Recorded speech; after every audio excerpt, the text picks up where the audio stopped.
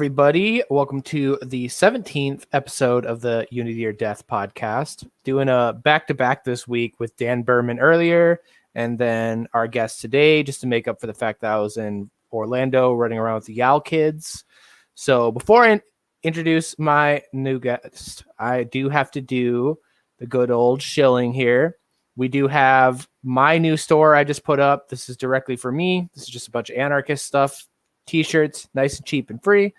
And then we have the End the Damn Wars. This is direct fundraising for the protest. Get yourself a shirt. Help us put it on. I think we're only like $400 short of our goal now, which we have a whole month to go. So we're pretty confident we're going to get that. But if you want to help out, you can jump on that. And without further ado, my special guest today, kind of the rising star of the LP right now, and the person who every single person thinks is going to be the LNC chair next, Miss Angela. How you doing tonight? Hey, I'm doing great. Thanks for having me on. Yeah, so I kind of already know the answer to the question, but just to see how you phrase it, how do you feel about the last 6 months in the LP? Optimistic. It's been a little bit of a roller coaster. But yeah, I think we have some really good trajectory. Yeah, it's been quite the adventure these last couple months, but it seems to be stabling out. There's less dumpster fires on my feed, so correct. So yeah, if you want to just kind of introduce yourself to people, what you do, how you got all into this, what's kind of going on. Sure. So I chair the Libertarian Party of Los Angeles County. I am on the executive board for the National Mises Caucus, the PAC. I chair a California state level Mises PAC, and I am on the executive committee for the California Libertarian Party. Many hats. Yeah, I got a lot going on. I really push LA County LP though, because I think that the most important activism is local. So I like to talk about that, and trying to hold on to the last little bits of freedom that we have in Los Angeles. I was gonna say you've picked the least libertarian place to be a libertarian. How is it being an LP chapter in kind of this? It's a toss up between LA and New York City, but I'll just give it to LA, the pit of den and villainy of the country. Yeah, it's a den of iniquity. But the Libertarian Party out here is actually really solid. We're the largest county level affiliate in the country. And I think we're the 9th largest party, even including state parties in the country. We're huge. So we have a really excellent community. And that tends to happen when you have a really horrible, disgusting government, which is something that we definitely have. I would say, do people seem kind of active and motivated there? Because speaking from myself in Michigan, everyone in Michigan kind of seems defeated. And you can never know unless you live in an area how much people are actually willing to fight.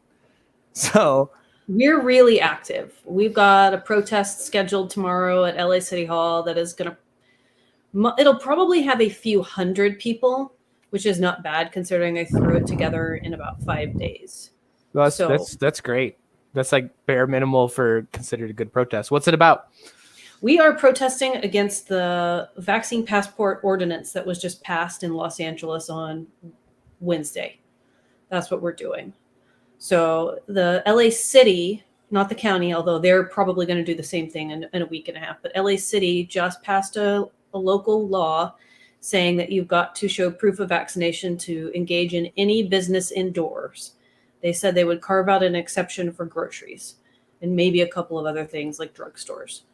But yeah, that's where it's looking. That's what we're upset about. And I asked this question to Twitter and nobody could give me an answer. You being local and you probably being more familiar with it, how does that apply to the homeless? Oh, that's a great question. And I used to volunteer with the homeless community on Skid Row like 2 to 3 times a week until it became a little too emotionally all-consuming. And they're just going to get screwed like they get in every other government situation. They're going to, now, to be fair, a lot of homeless people do have smartphones. So, if they want to go get forcibly injected with something that they don't agree with and keep track of it on their smartphone, they can probably do that.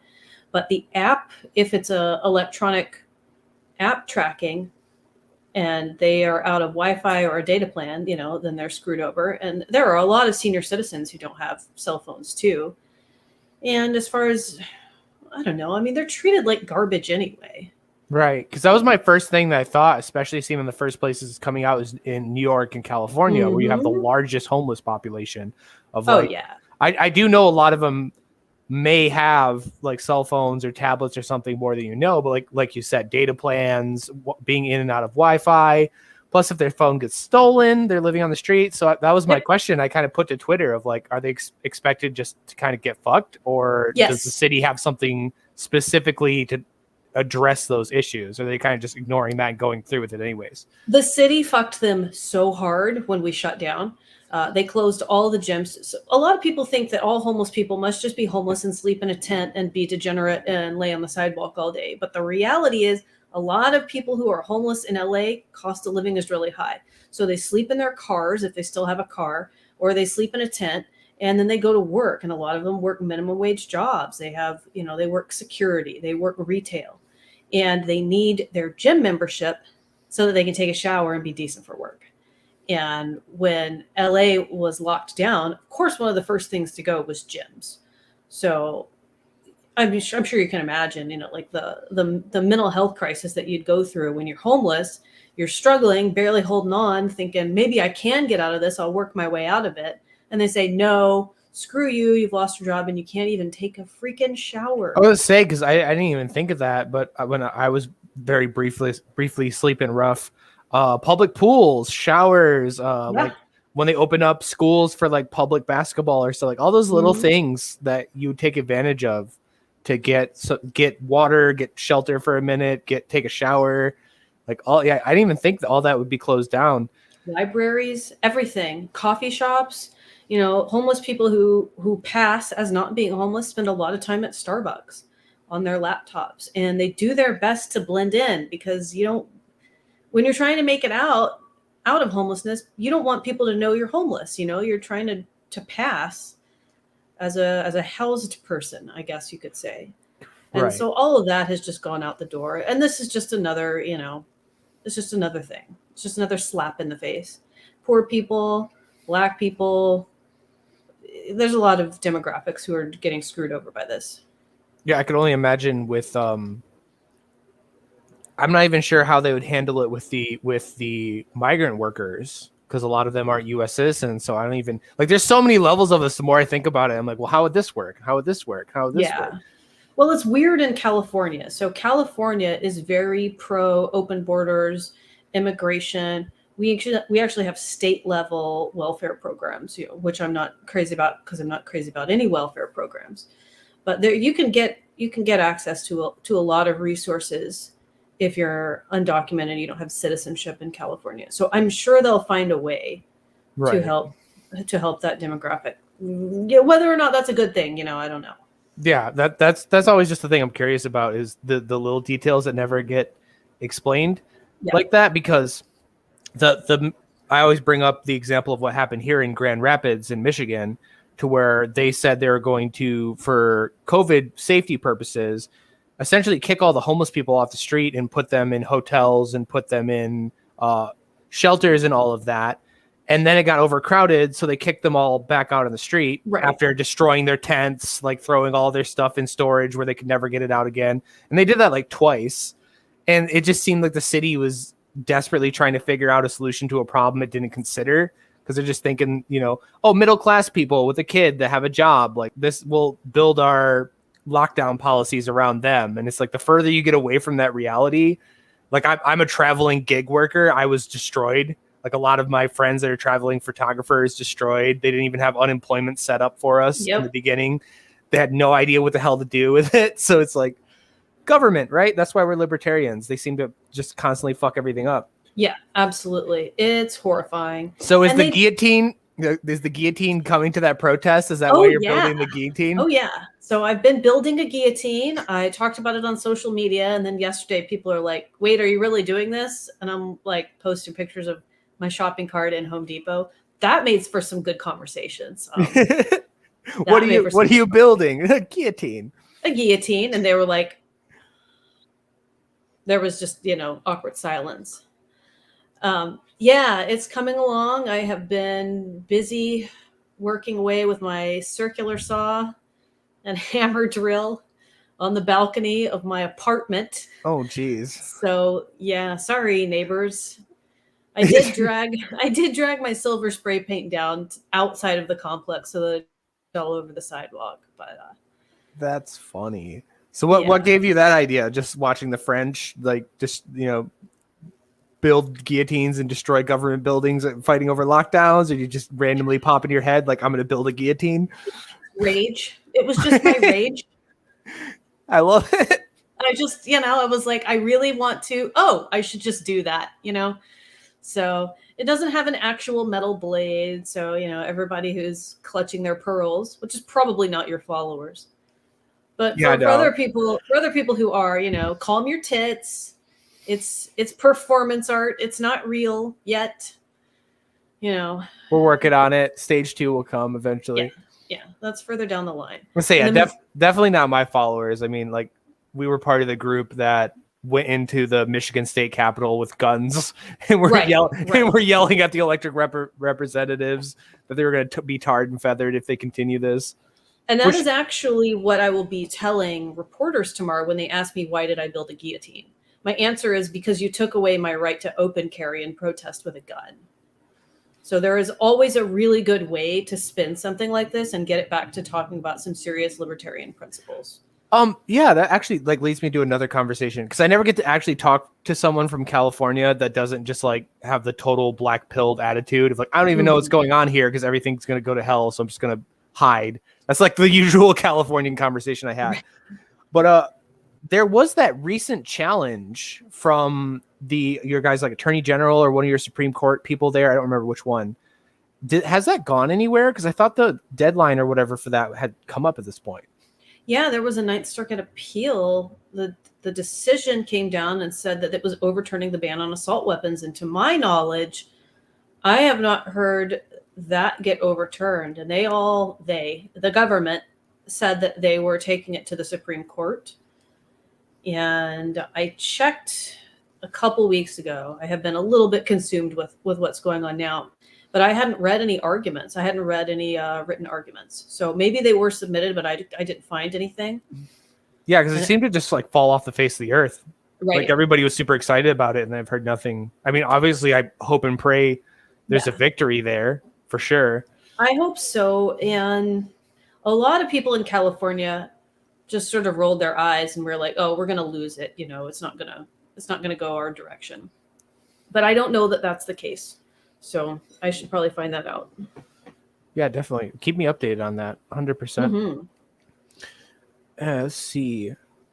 But yeah, so I kind of want to know about the chair race, because for context, and I'm sure a lot of people in my comments will agree, we have no idea how the LP works, how the inner structures of the LP at all. We're all a bunch of crazy anarchists for the most part on here, with a splash of socialists and libertarians and communists and weird people. It's great. I love it.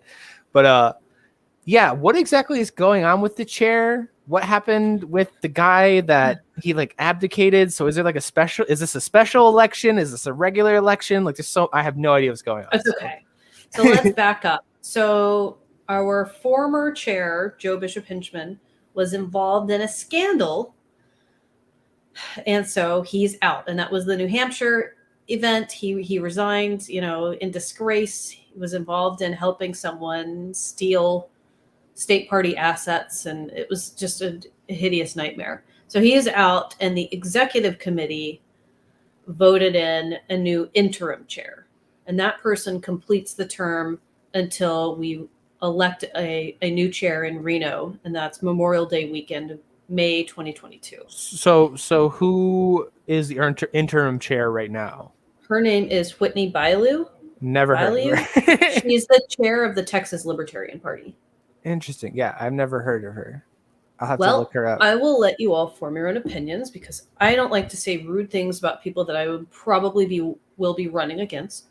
So I recommend that you all go check the Texas LP social media, and then you can make up your own mind. Interesting. And you can talk to Mises Caucus people in the Texas LP, and that'll help you make up a decision one way or the other. Interesting. Yeah, so definitely, so 2022, so that's not coming up. Everyone's been talking about Reno like it's something that's like a couple months away. No, this is a while out. So it's a while out, but there's a reason. It's because in order, so more of the inner workings of this thing, it's you got to get elected to become a delegate at your state's convention. So your state has an annual or a biannual convention, and for a lot of us, that's kind of coming up, sooner than May.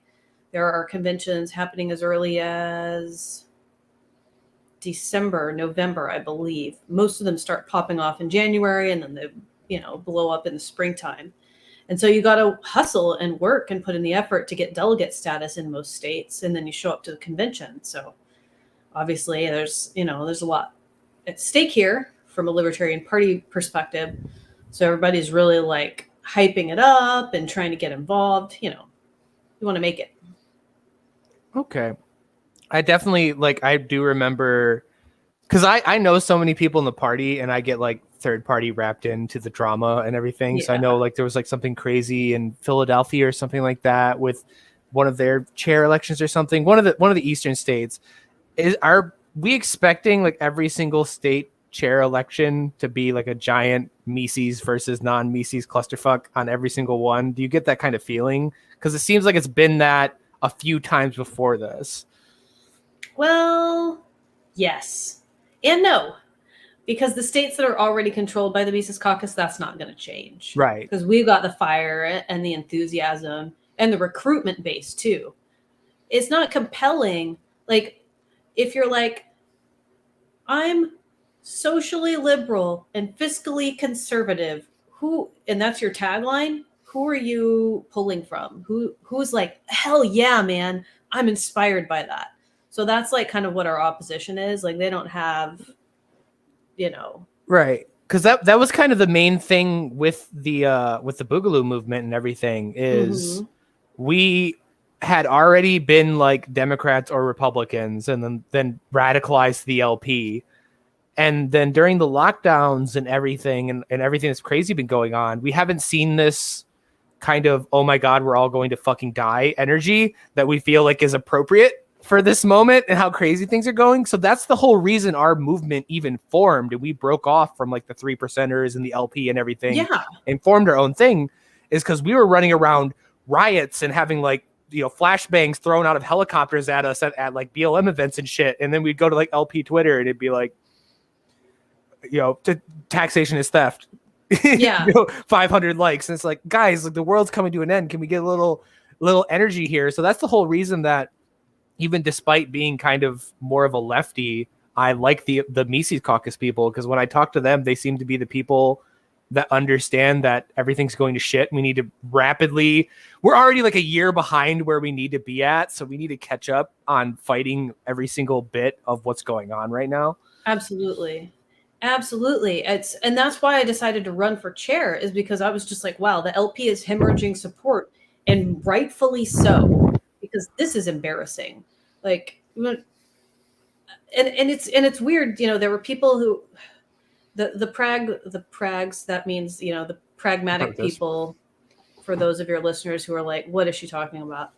They're the milquetoast, watered down people who just want to win elections. The Gary Johnson types of people in the LP.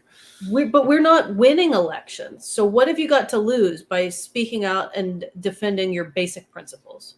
Because when I think about liberty, a very baseline thing is, am I a nonviolent person who can walk outside of my home and go into the store and buy something, just have a normal interaction? Can I just walk around and do stuff? And the answer was no. No, you can't go walk around and do stuff. You're basically on house arrest. And that is so unacceptable. And the Mises Caucus, we're just we're not having this. We're not just gonna take over. We're gonna take over really hard. We need to make a very serious course correction. Yeah, because that's I was supposed to give Okay, fun story. A lot of people asked about this, and I was there. I was gonna say I was the Michigan Libertarian Conference. Some things happened. I kept my tongue bit about it because I didn't want to step on some friend's toes, but now it's all fallen apart. So I don't what they were trying to do that I was trying to protect. So now I can just talk about it. Essentially, the Prags threw a hissy fit that I wanted to give a presentation on anarchism at a Libertarian Party conference when Spike Cohen and Vermin Supreme were there. Okay. Yeah. So it blew up into such drama that I had like 16 people surrounding me out in front of the casino while I'm like chain smoking a cigarette, arguing with them of like, you can't go up there with like a boogaloo flag and talk about anarchism. We're trying to like attract normies and win elections and change from the inside. And if you talk about anarchy, it'll look really bad and blah, blah, blah. And I'm just sitting there like, but like, again, it's this moment where it's like, guys, we're like, do you not understand the seriousness of the situation we're in? You're sitting out here, this fraction of a 1% of the electoral last year movement, like infighting over messaging that isn't even like, I'm not even edgy messaging. I want to say the same thing Vermin Supreme and Spike Cohen would say over the last 4 years. You know, this is nothing edgy, but yeah, they shut it down. And I was like, what is going on? And that is horrifying. Yeah. And that's kind of what were you gonna say? I am really sorry to hear that happened. I was there. I spoke on Sunday. So yeah, Sunday was the day I was supposed to speak after Shane Hazel, and I just like abdicated. I'm like, I'm not gonna go up there and give these people like the benefit of being mad. I just don't give a shit. Like I drove out here for nothing. I'm going home. See you guys. Like I was so irritated. Well, that sucks. I'm really sorry. And here we are now with the national chair candidate taking a guillotine to a protest. So. Yes, like that's the whole thing is because I often go on about how I wish the LP was like the Black Panther Party in a lot of ways, because not only were they very like active and radical in their messaging, they were also activists who did like civil disobedience and active and radical things through that direction, through protesting, through showing up to your local place of the guillotine. Like that's some BPP shit. But also they were doing mutual aid. They were volunteering, like volunteering in their community and everything. And I'm definitely impressed so far because you've kind of mentioned doing all three of those things at one point or another, which is great because like obviously being more of the lefty side, I have the usual characters come on me and like, don't talk to the Mises people, blah, blah, blah. And I finally got into it with this one kid on Twitter. I'm like, I'm going out and like getting in, protesting against police brutality and like having like flashbangs and stuff thrown at us and like tear gas and whatever. And then I'm talking to people in the Mises caucus and stuff like that. And they're like doing volunteer stuff. They're talking about like actually going to protests. Heiss himself is emailing me in a little bit because he wants to be interested in the End the Damn Wars thing. A lot of the Mises people have jumped immediately online. And then I look at everybody else and they're kind of just like sitting on Twitter, like quote tweeting Dave Smith. Because we don't want to offend people and hurt their feelings, even though these people who we're worried about offending have contempt for us. Open contempt. Yeah, and it's like if I could have it to where, I don't know, like Dave and some of the more Mises people were maybe a little more sociable and like a little less offensive, but still doing that, I would take it. But if I have to pick between some people that might push the line but are actually doing shit and people who don't want to push the line at all, which like, okay, but are doing nothing. Yeah. That's where I feel like my decision making has come on this. And people will come up to me and be like, oh, well, there's so much work behind the scenes in the LP that you're not aware is happening. And a lot of these people are putting in a lot of work. And I'm like, okay, that's fine for like the political side of it. I'm not a political guy. I'm an activist. When if I say like when I've been running around advertising the End the Damn Wars thing, the first place I went was the Mises Caucus booth. They all gave me phone cards. Like all the I think 3 of the local events are put on by the Mises Caucus right now. I think the Florida one, the Texas one, and the Arizona one. Sacramento, California, we are having an anti-war rally on September 11th as well. There we go. So Huge. that We got permits, thousands of people. We're working with other local groups. heck yeah. Well, I would love to partner with you on that. See, when we're doing our national September 11th anti-war rally thing. But that's what I'm saying is I see the Mises Caucus people doing things. And if I saw even one Prague like out at a protest or organizing a protest with a sign or something like that, then I would give just as much prop and credit. But I just don't see that right now. And I'm just trying to tell them, like, I don't have a team here. I'm not even part of the Libertarian Party. I'm not picking a side here, but I'm seeing one group of people clearly do shit, and the other group of people just complain on Twitter. It's like, right? Yeah, complaining on Twitter is not real activism, and that offended some people when I said that a few weeks ago. People were deeply offended that I said that hashtags on Cuba. I wish we would do more. People are like, oh, you can't insult the Free Cuba hashtag. I'm like, I could give a criticism of people's slacktivism. That's allowed. Yeah. It's putting SOS Cuba or some shit in your tagline accomplishes nothing and means nothing and doesn't do anything for the world. Like, period. Sorry. I'm glad that we're raising awareness to the situation, but that is very baseline. Like, I'm not sorry. I just don't applaud hashtags. And I like, why is this so controversial? Yeah, and yesterday was like the snapping point with me for a lot of them. I got into it with like Faketarians and stuff, and that whole crowd, because somebody they were talking about Reed, which I don't even know if Reed's still in the chat, but they were talking about Reed, and I jumped in and I'm like, hey guys, you're sitting here calling like Reed a proto-fascist. For the last 48 hours, I've had Patriot Front, which is like an explicit neo-Nazi group that says explicit neo-Nazi shit. There's no illusion. They have the fascisti as their flag. So they're like explicit Nazis. I've had like 30 of them just swarming all over my page, calling like my friends and people in the LP racial slurs and shit like that. Didn't see any of you appear in the mentions to like go after actual Nazis, No. But then I go to a post about Reed Coverdale. Yeah. And you're there. And it's like, and I literally tagged him like, hey, here's a guy, he has 170 followers. Here's a guy, he has 200 followers. They're all neo-Nazis. Go yell at them. And they're like, well, I'm not going to go through and try to find every like nobody neo. I'm like, okay, then shut up. Like, I don't care about your opinion. You don't have to go through and find them. They're like right there. I got the same reaction when they were coming. I don't remember what it was. They were offended by something that I or someone had said. And I was like, there's actual racist gangs in the LA County Sheriff's Department and the LAPD. Here are the lawsuits and the LA Times articles about it. Would you like to go after them? Because I'll draft a lawsuit. Like, that's what I do. I do litigation. You put yourself out there and I will do the legal work. Just crickets, silence. These people don't actually want to make any meaningful change. It's like they don't know why they're alive.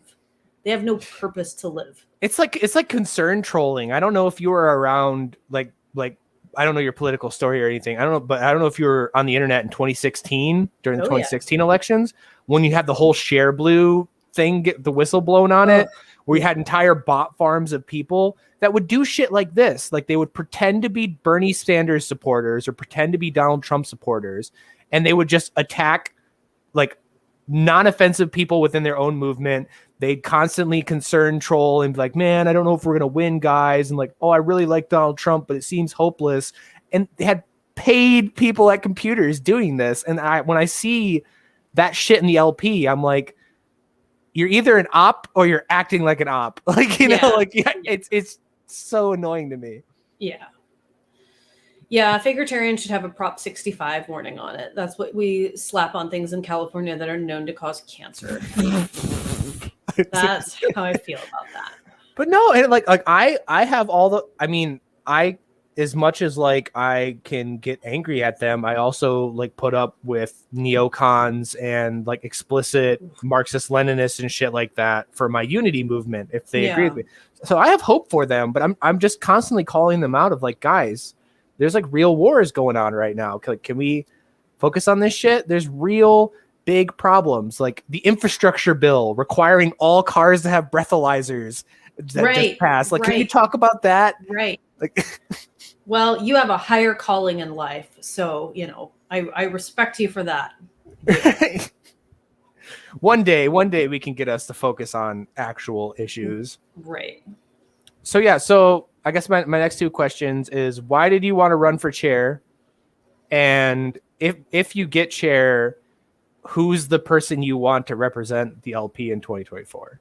Because that's like a big thing. Yeah, right yeah. now. So why did I run for chair? I ran because of the Libertarian Party's absolute failure to speak out on the lockdowns. Like, I was just mortified and embarrassed by that. And I think that, so maybe in other political parties, you have candidates who are sort of the mouthpiece for the party and they set the tone in the culture. But in the LP, that's not the case. In the LP, it centers a lot more on who is chair. And, we could argue about whether or not that should be the case, but it is. And it is what it is. And I want to completely change the tone of the messaging and make it much more radical, anti-lockdown, anti-vaccine passport, anti-war, pro-liberty, pro-peace movement, pro-freedom, decentralization.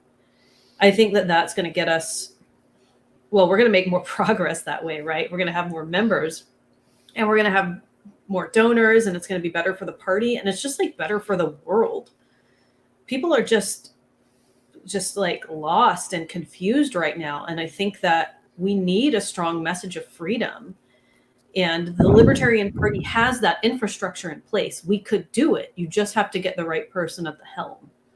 So I feel really committed to saving the party, because I think that it would be just really good for the country. Yeah, and I definitely like the focus I see from Heiss and from you and everything about that, of like getting on the ground and in real life. Yeah. Because I feel like the LP very heavily relied on Ron Paul and YouTube, essentially. Like that was the party's backbone.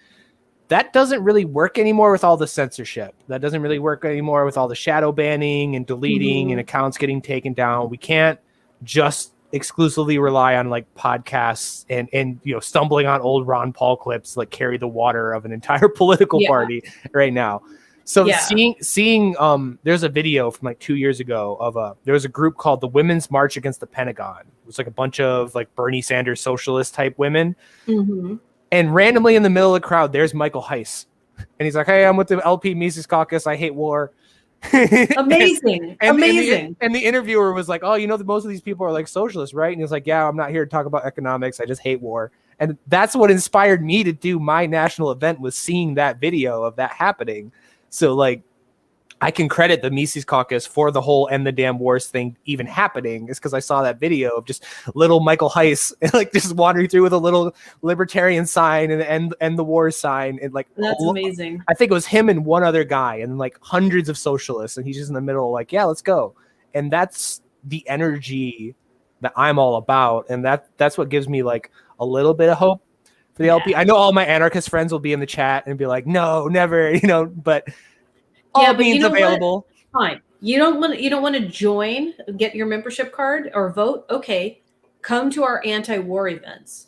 Come to our anti-vaccine passport events. We just that's really like what it's about, right? Is like aligning with people where you agree and trying to make the world a better place. Yeah, we can make this a movement. It doesn't just have to be a political party.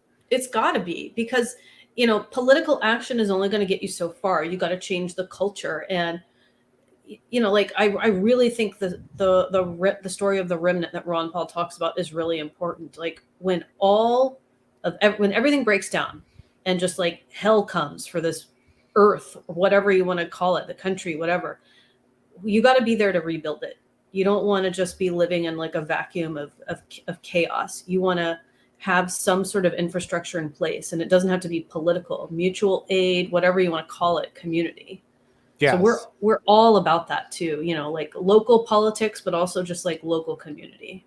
And that's really important. I do feel like too many people are focused on national things, not focused on local things. The whole Twitter wars of like, oh, so and so is running this Twitter account for this state chair in the state that I don't live in, and it's like, why do you care?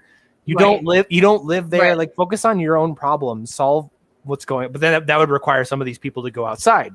Right. You have to have a life in order to start caring about other things. And if you don't have a life, Because Scott Horton is speaking at the DC event for End the Damn Wars, and Yeah. we had an hour phone conversation. 30 minutes of it was planning, and then the other 30 minutes was just complaining and bitching that libertarians don't show up to protests.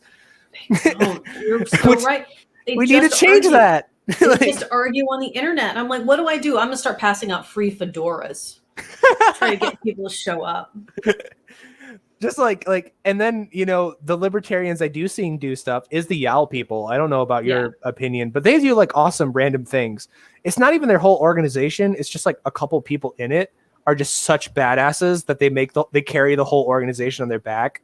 Like Naomi, she's big Naomi Matthews. She's awesome on Twitter. They did a giveaway of free AR-15 thing on their college campus, which got the cops called.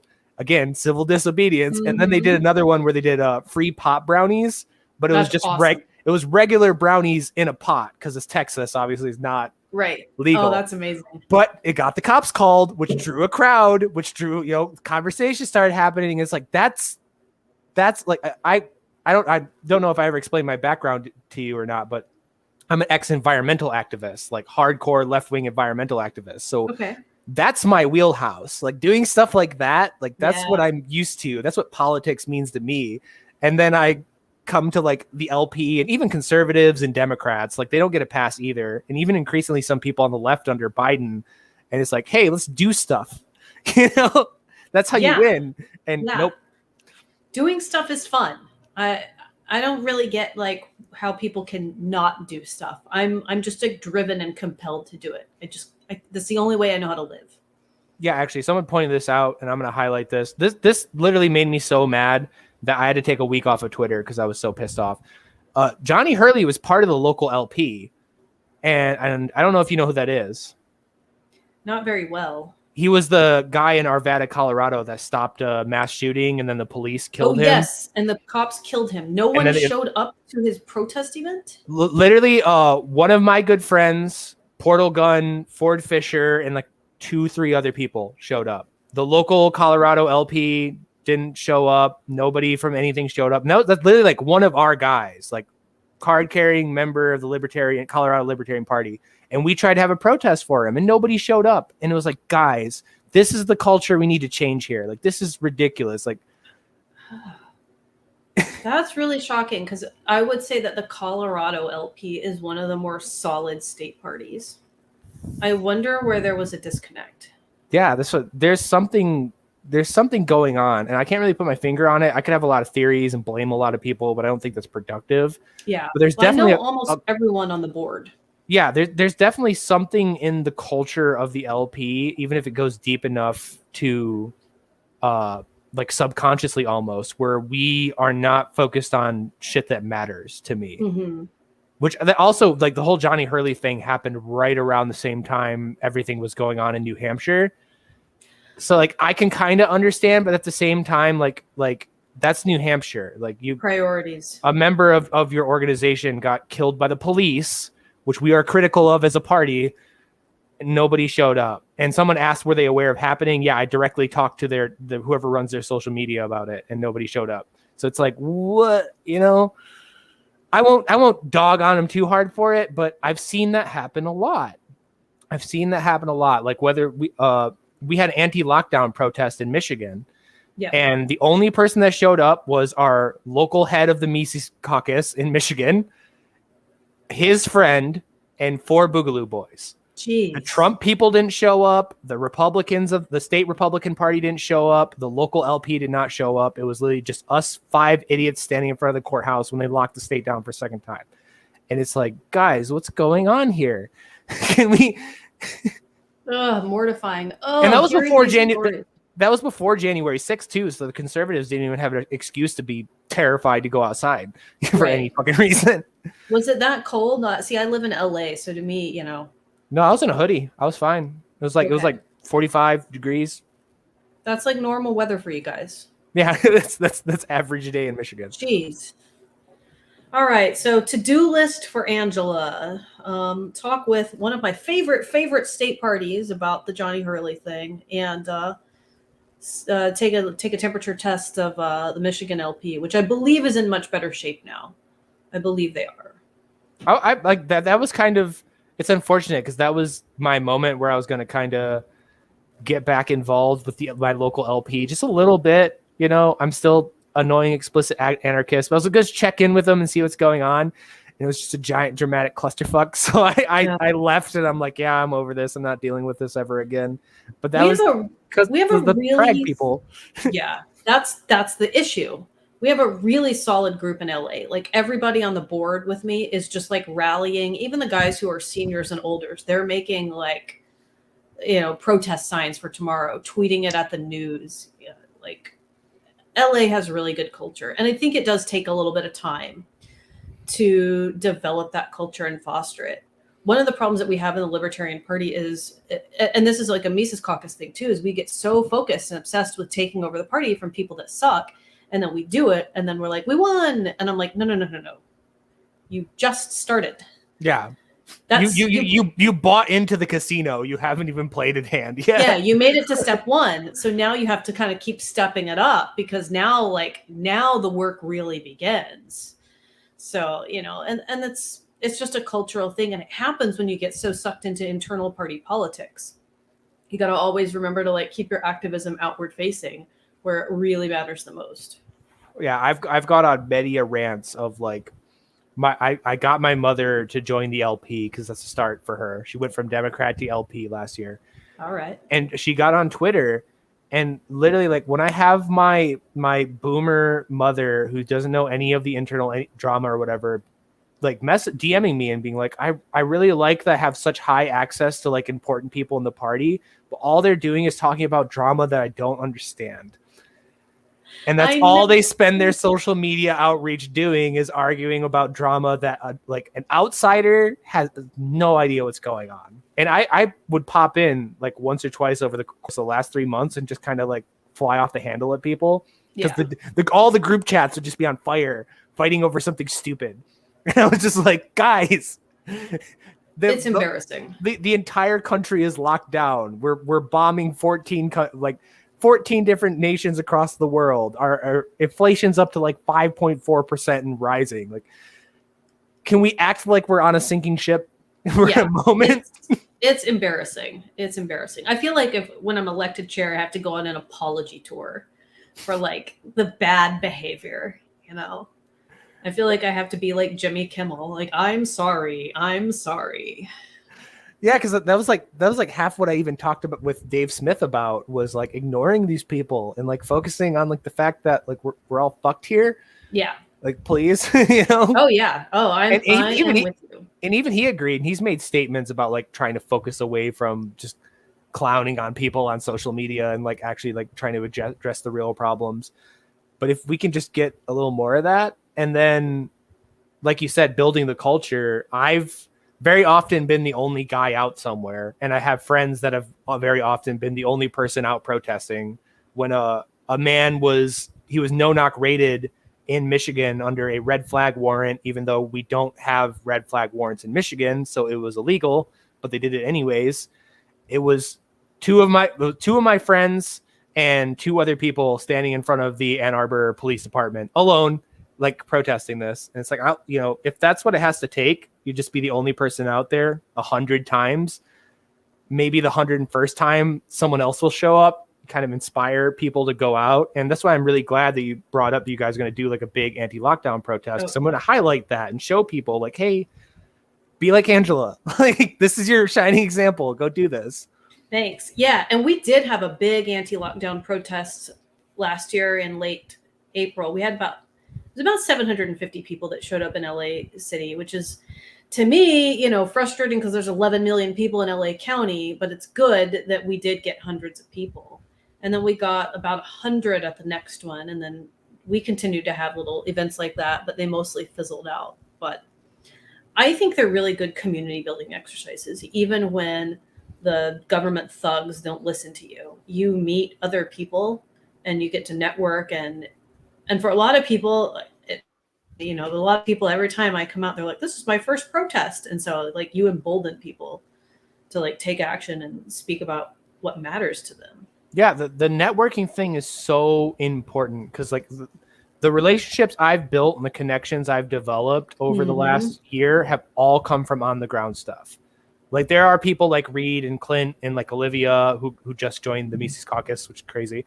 But like those are people, yeah, I met like online, but they are small in comparison to like the relationships I've made through walking on the ground with people. And then our relationship got better meeting in person. I think a lot of people after this year in lockdown really forgot how important like a face-to-face conversation is and how much more you can get out of that than a DM conversation on Twitter. Absolutely.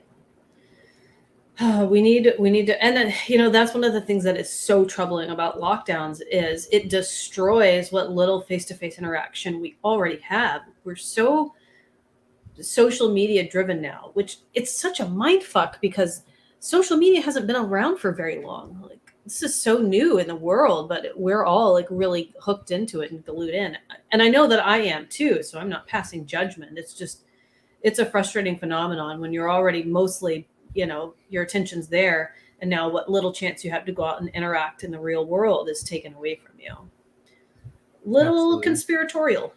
Oh yeah, 100%. And then like Michigan had probably had the most aggressive anti-lockdown kind of push out of any of it, because I mean, like I went to 2 separate businesses and stood guard out front with guns to prevent them from being shut down. Like the only other place that did that, as far as I'm aware, is Texas, and they had armored vehicles deployed upon them when they did that. Right. So like, Virginia had a couple of armed marches, but I don't think they were defending businesses like that. These were businesses explicitly violating lockdown orders and just running normally, and we were making sure they didn't close down. And you kind of saw, speaking of conspiratorial, someone keeps mentioning it in the chat, the whole thing with the Wolverine Watchmen and the whole thing with a bunch of other like weird shady stuff with Whitmer and all of that. That's the hardest part, is you finally convince everybody to get out. And then you have to take like these cute little sprout protesters that have never experienced this anymore. And then they go through that. And it's like, oh yeah, by the way, welcome to America. The federal agencies will go after you. The cops will fuck with you. Your job will fuck with you. Right. Welcome to being an activist. You know, you got to hope that they can make it through like when shit gets real. And those usually are the people that become like dedicated activists. But yeah, they love putting out our fires. And I wouldn't be surprised if anything like that happened in California, because I know there was a bunch of giant protests that suddenly didn't happen anymore, which always makes me suspicious. Yeah, they'll go after people. You just have to try to make yourself immune. You know, you hide your identity or you just get out in front of it. You know, I work in litigation in a professional environment. Everybody knows. Everybody knows what I do. You Google me, you know. And so people usually hire me because of that. So you just have to like network within your field so that the people who might hire you in the future like support what you do. Absolutely. And meeting people in person, man. Meet people in person. And yeah, Daniel, you are correct. Half the people in protests are feds, but if that stops you from protesting, then they've done exactly what they wanted you to do. They've scared you away from getting in the streets. Like they wouldn't infiltrate protests if they weren't doing it explicitly to get people from forming militias, to get people from protesting, to get people from organizing. Like they want that scare tactic there. Flip the feds. How many people are government employees? It's so many people, but a lot of them have flipped and turned libertarian. Flip the feds. Yes, radicalize your FBI agent. Radicalize them. I don't think it's impossible. I do know some people who have worked for the State Department who have flipped after having like really like horrible experiences. Yeah, there's that famous Carl Hess skit where an FBI agent tried to sell him a semi-automatic weapon, and he denied it like right out of the trunk of his car. And then like 4 years later, he showed up at another Libertarian Party convention and was like, by the way, Carl, I was an FBI agent. You changed my worldview. I quit the agency. I'm never going to do that. Because he was trying to entrap him. Yeah. Like at out back of I think it was like a Texas LP conference, Oklahoma or something, back in the 80s. It's like, yeah, they didn't stop doing that. You know? So you got to be diligent. I know a very prominent libertarian who used to work for the CIA. He's 70 something years old. So it was a long time ago. It was like 40 years ago at least. But he read a Rothbard book and was like, wow, and changed his mind. So it can happen. Space Aim Murray. big. You'll never radicalize a Fed if you don't try. Exactly. That's the tagline of this. I'm gonna literally tweet that out with this Do as it. soon as it posts. Do it. I do it to LAPD. Okay, so I'm sure that most of your audience doesn't like cops. I have to interact with them for LA city protests. I email them, they follow my Twitter, I tell them what I'm doing, and every time I go in for a sit-down meeting, I'm like, I'd like to tell you, I think you should end the war on drugs, and here's why. And change you your police never know. department or quit your job. They Just try every supported us. time. They supported us with our anti-lockdown protests. Like, I didn't give them information, but by the end of that meeting that I had with them, they were like, "This is where I go to the gym. Where can I get a haircut?" Like, they didn't want lockdowns. So Awesome.